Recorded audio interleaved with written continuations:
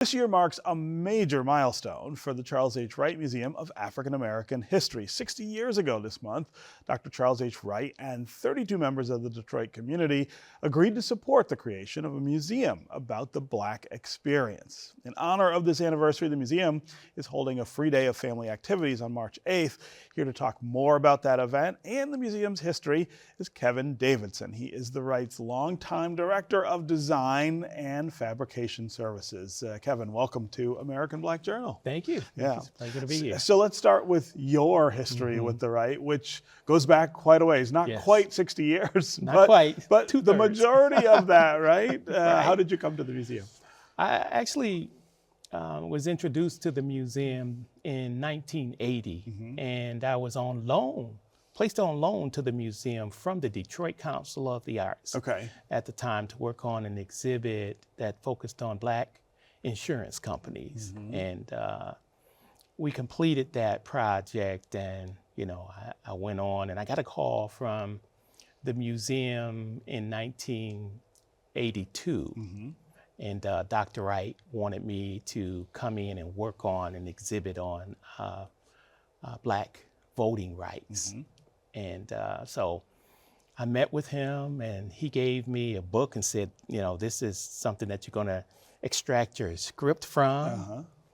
I remember the author's name was Holt. I can't remember his first name. I think it was Robert Holt. And so from there, he kind of paired me with one of the longtime volunteers, Margaret Zarif.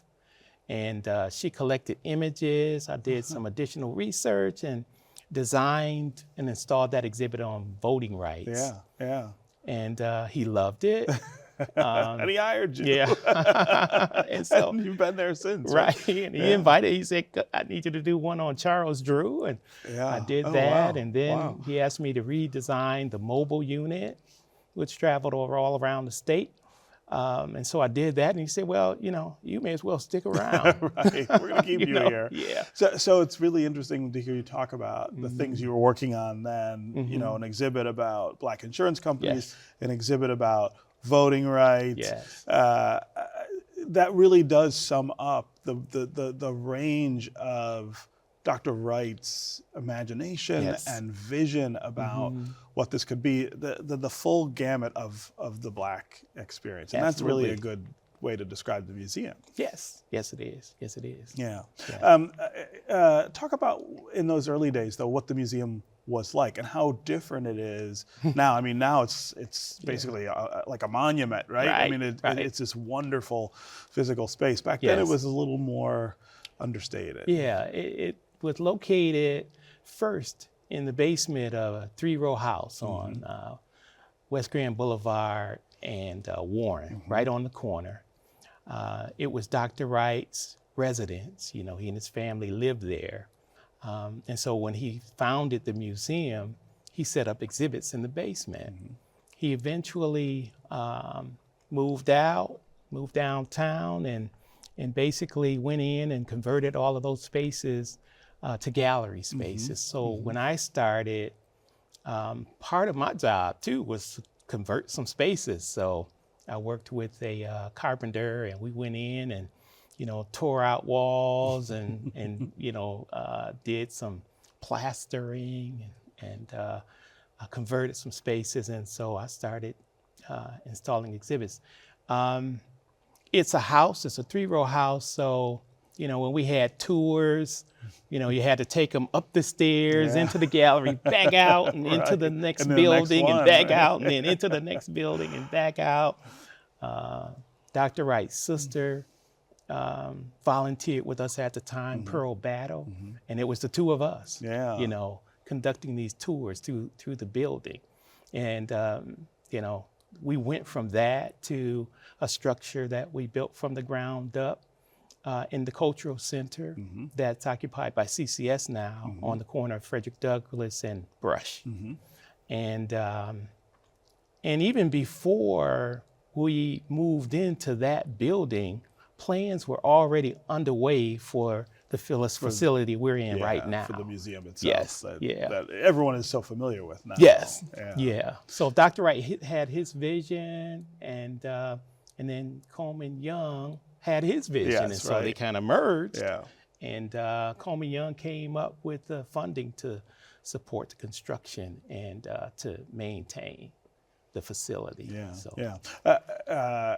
Talk about the difference between making exhibits in the basement of a 3-row house and the space you have now.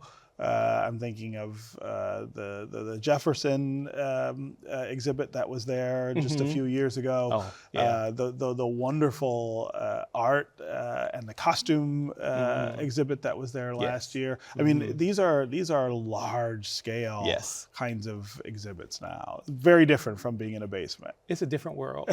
Everything had to be put together by hand, and I'm taking little letters and creating, these introductory panels, and everything had to be constructed by hand back then.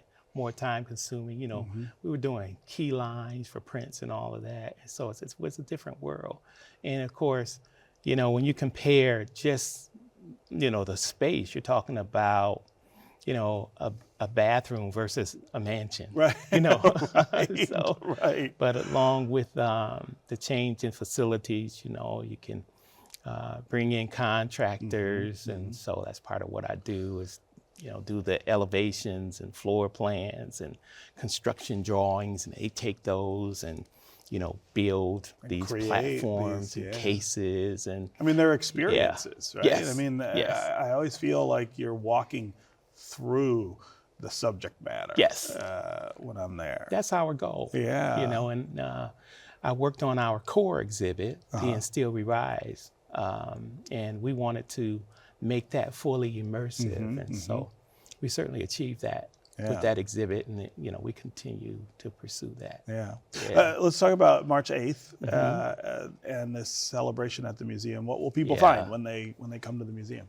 Well, it's called History in the House, and it's a free event open to the public. We've got the Alvin Ailey Dance Theater coming through. They're going to have a conversation in our theater, and there's a VIP reception that's also a part of that. And we have a whole list of programs going on throughout the day, including gallery talks, and we're inviting all of the Wright babies. Yeah, Wright babies, right? Some 7,000 of them, right? To the museum. I happen to be one of them.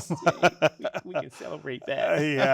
There's so many people. There are so many people, especially my age, African Americans in this community who were delivered by Dr. Wright. Exactly. His name is on our birth certificate. Absolutely. And that's a huge part of his legacy. And I always feel like in some ways that was part of the inspiration for him, that he was helping to perpetuate and create the Black community here through his work, and that the museum is a way to preserve that. Absolutely. And to memorize, I love that remember perspective. and celebrate it. Yeah. And, whenever he had patients come through, they got a spiel. I got this museum. I want you to support it. I want you to help with this, right? Yeah. He was always pushing that idea, and the idea that and this 60th anniversary, you guys have a lot of other things. During the course of the year, we have these conversations with our president, CEO, Neil Barkley. Yes. One of the standout conversations is going to be with Regina Carter, who is from Detroit. Yes, one of my absolute favorite Detroiters. I'm just in love with her, and her music is unbelievable. Yes, right? it is. Yeah. And so she's got this incredible presentation that focuses on Black Bottom Paradise Valley, and so she's playing, and it's beautiful. And so she'll be here engaging in that conversation and performance in May. Yeah. And so we have those types of performances going on throughout the year. We're looking to have this culmination of the gathering of Wright babies take place sometime around the gala. And at the very least, we're looking to photograph as many As of many as you those can. who get registered with us. So on the 8th, we'll have these little cards with QR codes. You'll be able to input your name, and then we'll make contact with you, and you get to participate in the programming we have going on throughout the year that's dedicated to that as part of our 60th. Well, it's a huge milestone, and of course, the museum is such a rock in this in this community. Kevin, it's really great to have you here. Thanks for joining us. Oh, it's my pleasure. Thank you so much.